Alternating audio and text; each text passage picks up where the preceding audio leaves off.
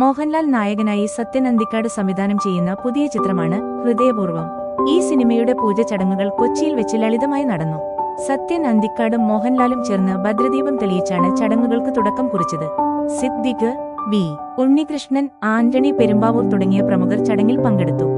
ഹൃദയപൂർവ്വം മോഹൻലാലും സത്യൻ അന്തിക്കാടും ഒന്നിക്കുന്ന 20ാമത്തെ ചിത്രമാണ്.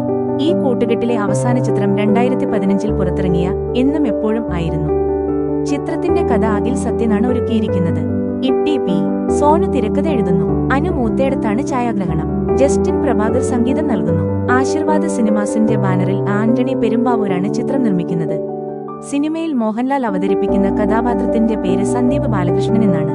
മാളവിക മോഹനനാണ് നായിക. സംഗീത, ലാലു അലക്സ് എന്നിവരും പ്രധാന വേഷങ്ങളിൽ എത്തുന്നുണ്ട്. ഈ വർഷം ഓഗസ്റ്റ് 28-ന് ചിത്രം തിയേറ്ററുകളിൽ എത്താൻ സാധ്യതയുണ്ട്.